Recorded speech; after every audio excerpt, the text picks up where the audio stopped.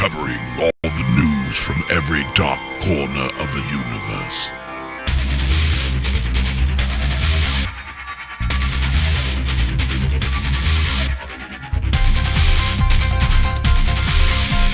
SliceOfSciFi.com.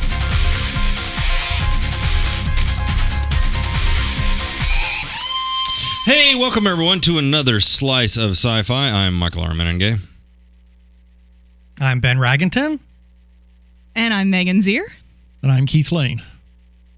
And we have the enormous pleasure of having on the line with us tonight Tony Pascale, or Anthony Pascale. He is the creator of TrekMovie.com. Mm-hmm. We're talking to him because he just, I'm not sure how long ago this was released, but a fantastic trailer blending a couple of, let's say some crossing of streams was released. And we have to talk to him now because of this, because it is so genius. So, Mr. Pascale, how are you doing tonight? I'm great. Glad to be here on the Slice of Sci-Fi. Awesome. So tell us a little bit about this thing that you have done for you. Well, you guys are, I'm surprised that you're making such a big deal out of it. It's just, people do mashup trailers all the time, right? And on Not the this good. site, we like something I'd watch. We like to share, what other people on the web are doing. And there were some good ones made from the earlier Star Trek trailers, like, there was a great one with My Little Pony in the first trailer. Oh, my God. Oh, yes. Nice.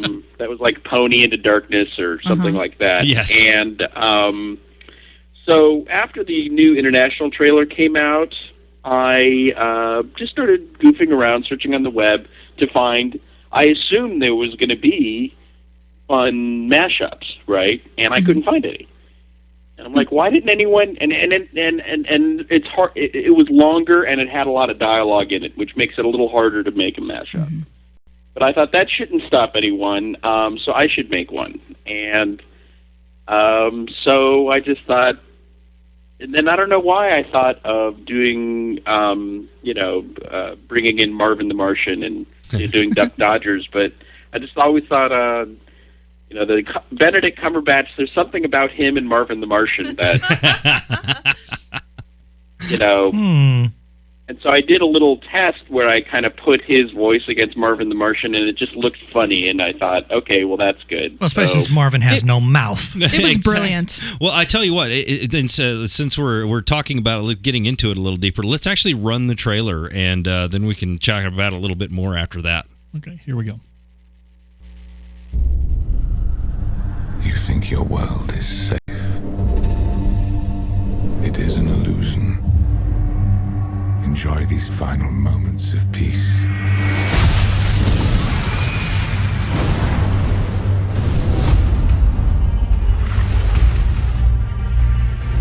By now, all of you have heard what happened in London. The man who did it is one of our top agents.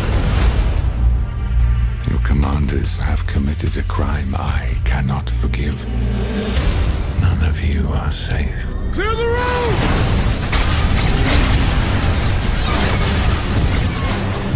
Have I got your attention now? This could just be the beginning. I request permission to go after him. Starfleet is not about vendetta, Kirk. Maybe it should be, sir.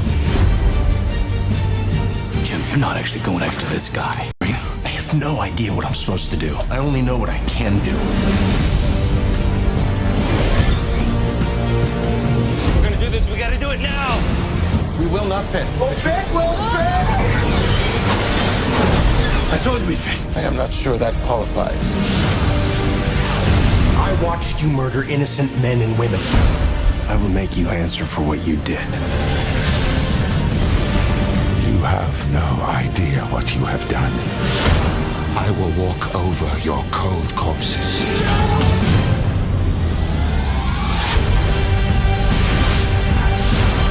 Let's go! We're outgunned. Outnumbered. So we come out shooting. I am better At what? everything.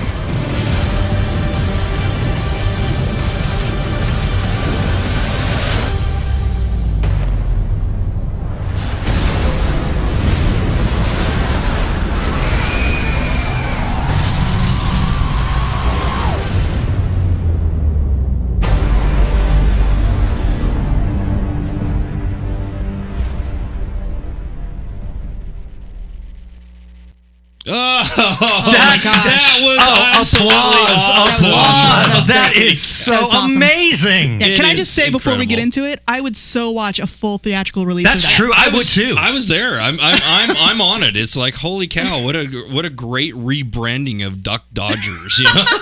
Darker, grittier, Duck Dodgers. Yeah. Well, I don't know, maybe there will be a Duck Dodgers. You know, J.J. Abrams is a little busy now, but He'll find time. Oh, but He'll I don't find know time. how I feel about Duck Dodgers with lens flares. I mean, that may not be a great idea. I don't know if you noticed, but I did a little fun with the lens flares Yeah. in the little title cards there, where Yeah. I made the lens flare into a character where it kind of moves around Like a little sing bit. along. Right, exactly. So, you know, even JJ laughs at his own lens flares now. It's just kind of, Oh yeah, well, yeah. That's He's his signature now. he's got a sense of humor. I admit that. I guess what what everybody wants to know, when we watched it, there is such amazing, I don't syncing between Yeah. Yes. action and audio. Synchronicity. Well, yes, synchronicity, but just the perfect blending of the dialogue. animation with. Yeah, Yeah. Because, like it's- you said, that's hard. So I wanted to know how difficult was it? How much effort did you have to put in to try and, well, one, locate what obviously are the perfect clips, the perfect scenes from Duck Dodgers in order to marry it with the dialogue. So how long did it take you to do that? And then how hard is it to actually get these scenes to fit with the dialogue from the trailer? it's, you know, I kind of cheated in a way, because some people do these mashups and they go through whole movies. The original Duck Dodgers is like 8 minutes long or less than that. And I started using that, and I ran out of footage to find, so then I brought in the one from 1980, but I didn't want to use the TV show, because there was a whole Duck Dodgers TV show, but I kind of thought, well, I don't want to go through like a whole season. I didn't want this to become like a thing, you know. I just, Right. So in a way, I used the limitation, and it wasn't that hard. I mean, the trick sometimes is just sometimes you have to speed it up or slow it down. Like there's the scene where Porky Pig says, is Mr. Spock saying, you know, you weren't going to make it, and then Kirk turns around and says, yeah. So that's like, part of that is massively sped up, and then part of it is slowed down a little bit. It's just little tricks like that. It took maybe 2 hours one night, and then the next wow. morning I kind of watched it again and said, you'd maybe spend another half an hour on it. And That's all? Yeah, that's a lot shorter than I would have thought. Wow. Wow, impressive. I'm very impressed, because that looked like, I mean, it would have taken me a week, 8 hours every day in order to put something together of that kind of quality. It's amazing. There's a ton of, I mean, the thing is that if you look, you know, the YouTubes are full of, you know, there's one I really liked with that took one of the early traders and combined it with Toy Story 3. Mm-hmm. It's always easier with animated, because it just is, because It just looks it more matches natural. the dialogue better, and you know, and in that one, Benedict Cumberbatch was the bear. I forget the name. What was the name of the bear? in Toy Story 3? lots of love. Lots of yeah. Yeah. So, you know, anyone with an ominous voice, you know, I mean, someone hasn't done it yet, but you could easily use Darth Vader's voice for him or something. You know, there's, you know, it's not that hard. So. Well, I have this sneaking suspicion that this thing's going to get a lot of airplay and a lot of screen time at a lot of the conventions around, including probably, I'd say Dragon Con or so, maybe. Or do you have anything out there that you can talk about? Well, I mean, I'm going to go to the start. I'm going to the Phoenix Comic Con. I'll be speaking at that. And Outstanding! I Yay! and I usually speak at the Star Trek Big Vegas Con, so I may have a panel there.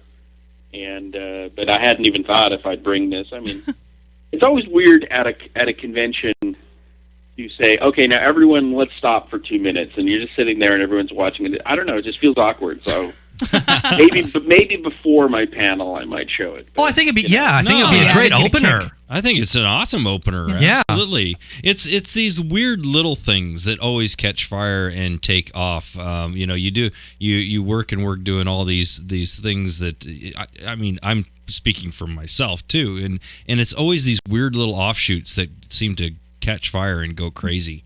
And we'll push it for you for Yeah. sure. It's only gotten a few thousand views. I mean, some of these mashups get into 100,000. Oh, yeah. I mean, when I look at my YouTube channel, I uploaded this horrible video that the IRS made in. Oh yeah, Yes. we know about Right, that one. and that's got 300,000 views in a month. So this is. You need to link And, that and video I to didn't make this it. one. I just uploaded it. So I have to bear in mind that seems to be far more interesting to the world, watching IRS employees do a horrible Star Trek thing compared to my goofing off here with the photo editing. I think you have a great mashup there of Star Trek and Marvin the Martian. Who doesn't love Marvin and who doesn't love Star Trek? Exactly. Well, at least in the geek Precisely. world. So. Yeah. I think, I was surprised that, because I put it up on the site, people said I liked it, but I have a feeling that a lot of people under the age of 30 have no idea who Marvin the Martian is maybe. and don't Oh, think that it's breaks my funny heart. and have no affinity for him. That could, I'm under 30. I know who he is. maybe, I don't I'm know. just barely under 30. But I know who he is, and I'm under 30. So No, I was going to ask you, because it sounds like you don't have a lot of experience doing the mashups. Does TrekMovie.com not do a lot of more creative mashup type things or movie? No, I mean, we are a straight up. We're the largest independent Star Trek news site, so we just generally cover everything to do with Star Trek, not just the movies, but the DVDs and the Blu-rays and the comic books and the books and the merchandise and the celebrity news, if you know what the Force.net is, there's StarWars.com and the Force.net. For the world of Star Trek, there's StarTrek.com is kind of the big official site, and then there's us, and they don't do goofy stuff. We do more goofy stuff. Because they're official, they're owned by CBS. It's a great site, but Now, how long has TrekMovie.com been around? It went up in 2006, right after the first J.J. Abrams movie was announced, and then it just kind of grew into being about more than the movie. And the branding is a little weird. It's kind of like, the biggest magazine about television in the UK is called the Radio Times.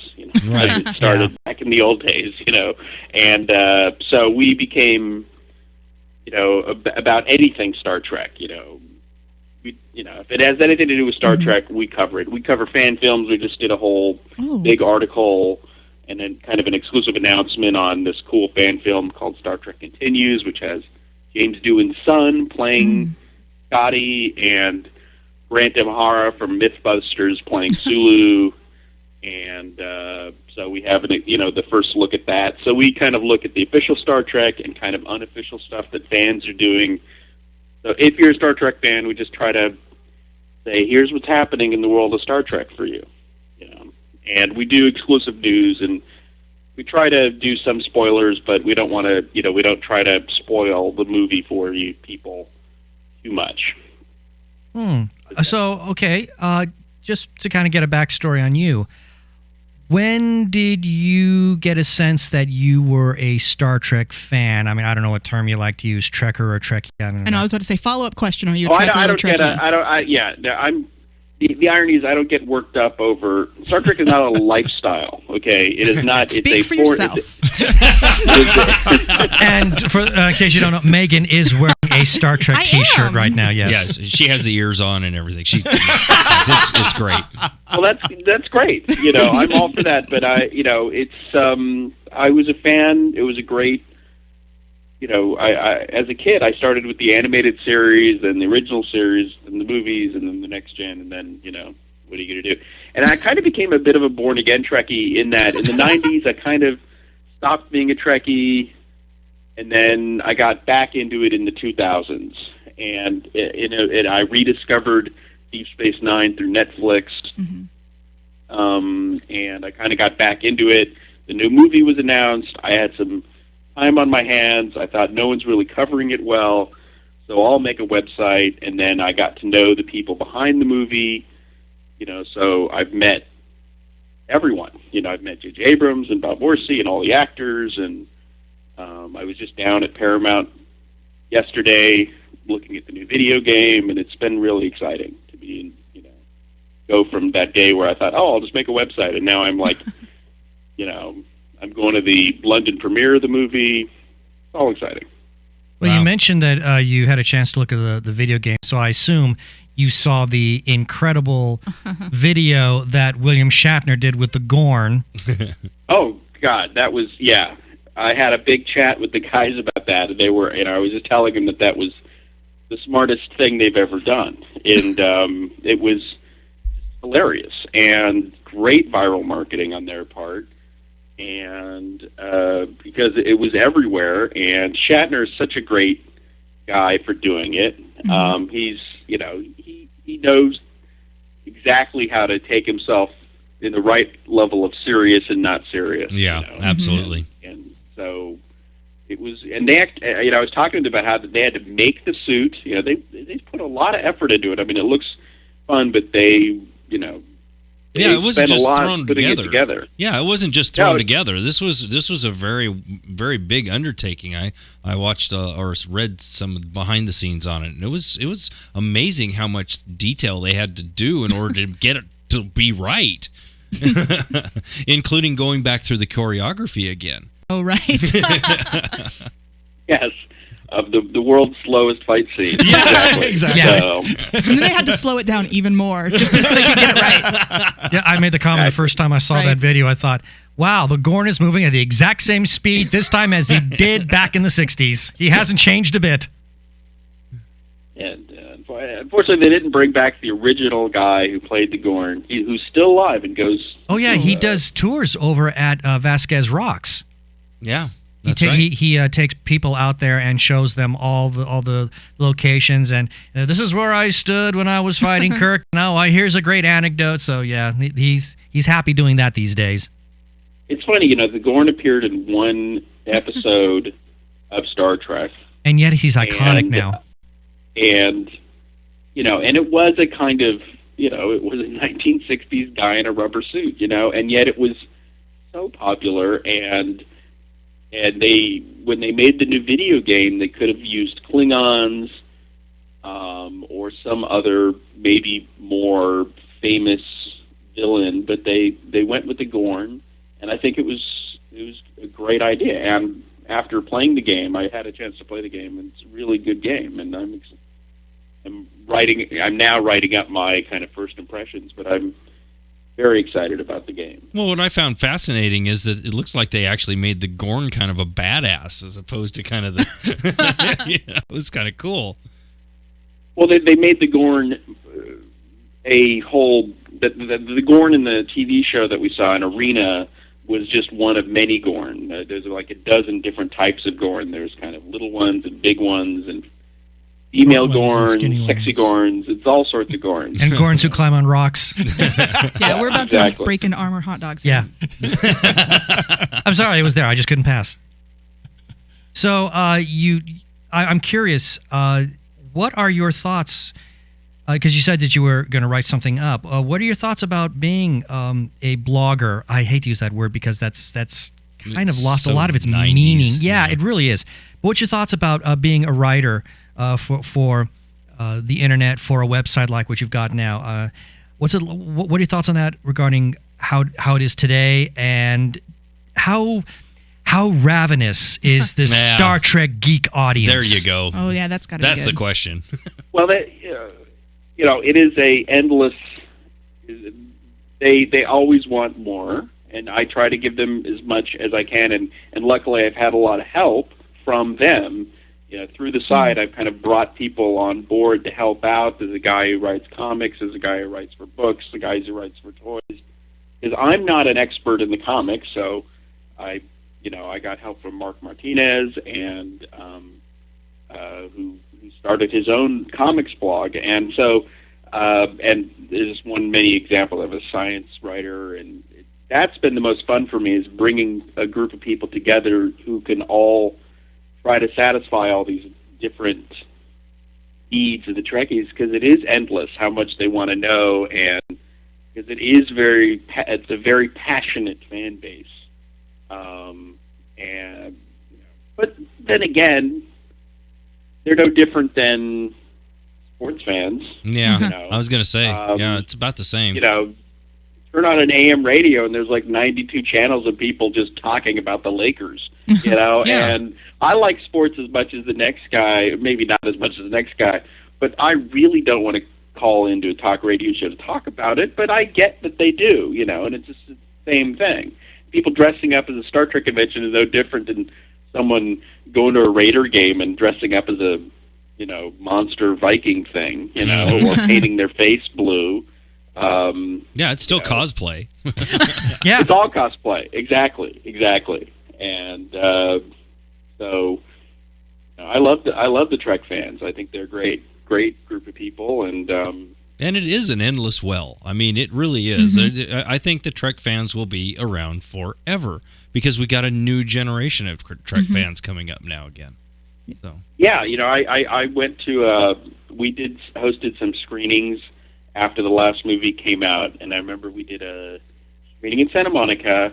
We showed Star Trek II, and I think we showed the new movie and maybe a couple other things, and we did trivia contests to give stuff away beforehand, and and the trivia contest was like a combination of, you know, stuff from the original series, the new movie, and these like young girls came up to me afterwards and said, you know, it was really hard for us because we didn't know anything about Star Trek except the new movie, so we weren't able to really answer most of the trivia contest questions, and they felt kind of, you know, pissed. You know, that we were asking these questions about, you know, the Romulans and all this stuff, and like they said, all we know is the new movie, and I'm like, well, you know, that's a good place to start. Well, exactly. I mean, I there's said, this. look, get the Blu-rays. You know, that's great. You've now you're in. You know, now you're in, and you know, I wish I was a new Trek fan, because imagine finding the JJ movie,